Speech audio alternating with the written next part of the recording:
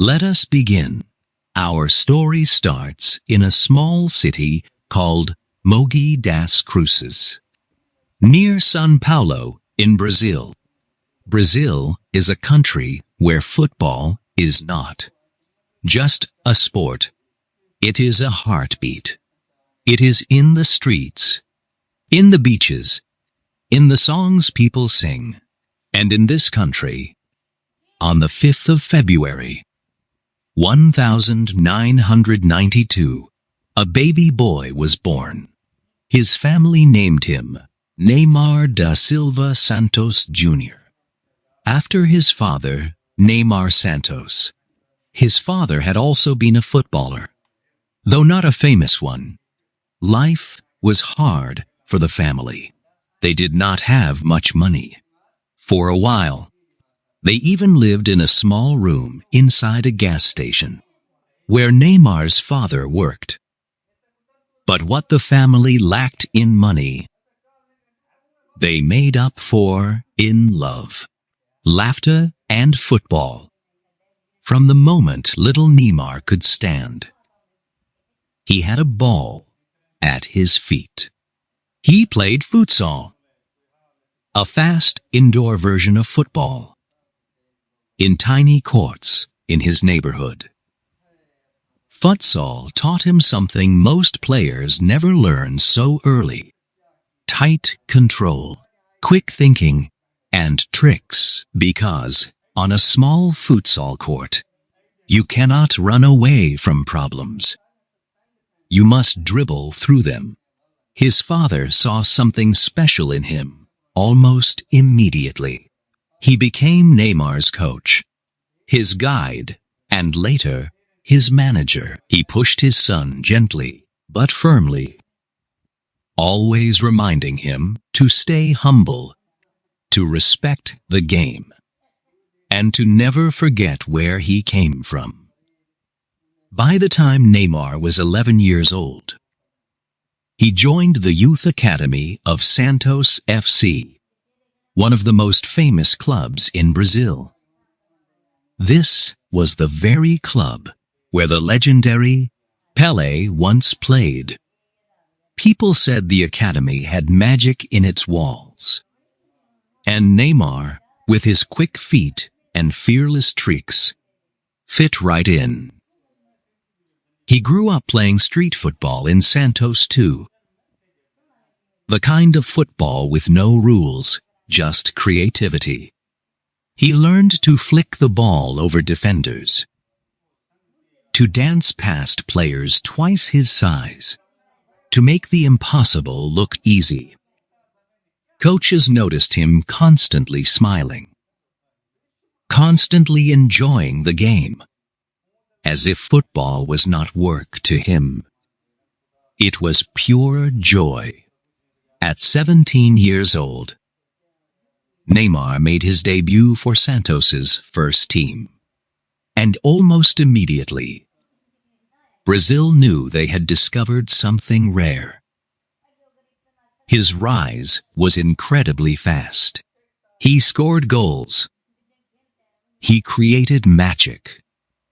He won the hearts of Brazilian fans who saw in him a player who could entertain just as much as he could win. People began comparing him to the greatest Brazilian players in history. Some said he could be the next Pelé. Others said the next Ronaldinho, the playful magician of Brazilian football. In 2011, Neymar helped Santos win the Copa Libertadores, the biggest club competition in South America. He was named South American Footballer of the Year. He was only 19 years old, and already the whole continent was watching him. But Europe was calling. In 2013, Neymar made the move every young Brazilian player dreams of. He signed with FC Barcelona, the same club where Lionel Messi played. Overnight, Neymar found himself playing alongside two of the greatest forwards in the world.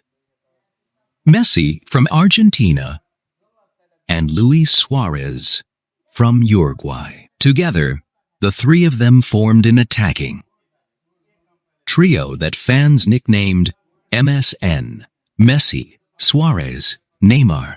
It was, for a while, footballing magic. The trio destroyed defenses across Spain and Europe. In the Arlingiwa season, the three of them scored over 100 goals combined. Barcelona won the league, the Spanish Cup, and the Champions League, the greatest trophy in European football. Neymar had reached the very top of the game. At just 23 years old. But life, as it often does, was preparing new tests for him.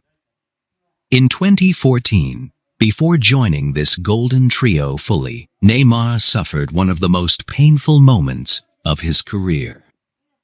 Playing for Brazil at their home World Cup. In a match against Colombia, he received a hard knee to his back. He fractured a bone in his spine. He was carried off the field on a stretcher. His face full of pain. His tournament finished. Brazil, without him, suffered one of the most shocking defeats in World Cup history, losing 7-1 to Germany in the semi-final. Many Brazilians wondered, quietly, painfully, what if Neymar had still been there? It was a heavy weight to carry. The hopes of an entire football-loving nation, resting on young shoulders. Then, in Arlingiwa, Neymar made a decision that shocked the football world. He left Barcelona, left Messi and Suárez, left the team that had just won everything, to join Paris Saint-Germain, a club in France. The transfer fee was the largest in the history of football. Almost million euros. No player had ever cost so much. People had strong opinions. Some admired his courage to build something new. Others criticized him heavily. They said he left Barcelona only for money. They said he wanted to be the only star, without Messi's shadow beside him. The criticism followed him like a second shadow, wherever he played. And then came the injuries. Again and again, Neymar's body, so flexible, so capable of magical movement, also became fragile. Ankle injuries, foot fractures, metatarsal surgeries, year after year, just as he found his best form. His body would break down again. Fans grew frustrated. Journalists wrote endless articles asking the same painful question. Why does Neymar keep getting injured? Some critics said he played too much for show, taking unnecessary risks with his tricks, inviting hard tackles from frustrated defenders. Others said it was simply bad luck. The price of being a player whose body twisted and turned in ways few humans could. There were other criticisms too. His lifestyle, his parties, his love for nightlife and social media, all became targets for journalists and fans who felt he was not focused enough on football. Whether fair or unfair, the criticism never fully stopped. Yet, through all of this, on the days his body allowed him to play. Neymar still showed flashes of the same magic. The world fell in love with. He still danced past defenders. He still scored breathtaking goals. He still made stadiums gasp. With PSG, he won league titles in France, again and again. But the Champions League, the trophy he desperately wanted, stayed just out of reach. In 2020, PSG reached the Champions League final, their closest attempt, but they lost to Bayern Munich. Once more, the ultimate prize slipped through his fingers. Through every challenge, one dream stayed alive in Neymar's heart. The dream of winning the World Cup for Brazil. The country had not won the tournament since 2002, and Brazilian fans placed enormous hope on Neymar's shoulders to bring the trophy home again. In Orléans, in Russia, Brazil reached the quarterfinals before being eliminated by Belgium. In 2022, in Qatar, hope rose again. Neymar played brilliantly in moments, scoring crucial goals, even breaking Pelé's all-time goal record for the Brazilian national team. But once again, heartbreak arrived. Brazil lost to Croatia in the quarterfinals on penalties. Neymar cried on the pitch, the World Cup dream slipping away once more. Each failure with the national team added new weight to old criticism. People asked whether Neymar would ever be remembered as a true Brazilian legend, or simply as a magnificently talented player who never finished the job. But perhaps, my friends, this is the wrong way to measure a story.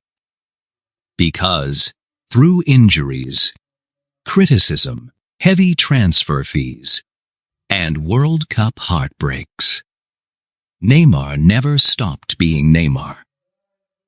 He never stopped smiling on the pitch. He never stopped trying tricks that other players were too afraid to attempt. He never stopped believing that football, at its heart, should bring joy. In 2023, Neymar made another bold move, joining Al Hilal in Saudi Arabia, continuing his football journey in a new chapter, in a new part of the world, still chasing goals, still chasing joy, still proving that his story was far from finished. And so, my friends, we come to the end of our journey through the story of Neymar Jr. We traveled from a tiny room beside a gas station in Brazil, through the magical trio at Barcelona, through painful injuries and harsh criticism, to World Cup tears and quiet resilience. And what do we take from this story? Perhaps it is this: not every hero's journey ends with a trophy held high in the sky. Sometimes the lesson is in how a person keeps returning to what they love again and again, no matter how many times the body breaks, or the critics speak, or the dream slips away. And to you, the English learner listening right now, maybe your journey also has setbacks. Maybe you study, and then you forget. Maybe you feel close to your goal, and then life pulls you back. That is normal. That is the journey.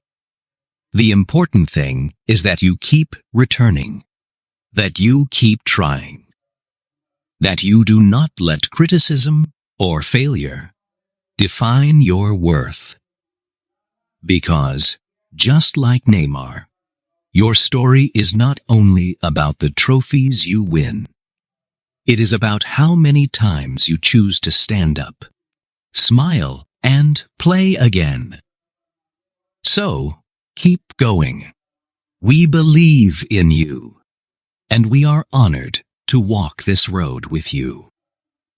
If this story moved you, please leave a comment below.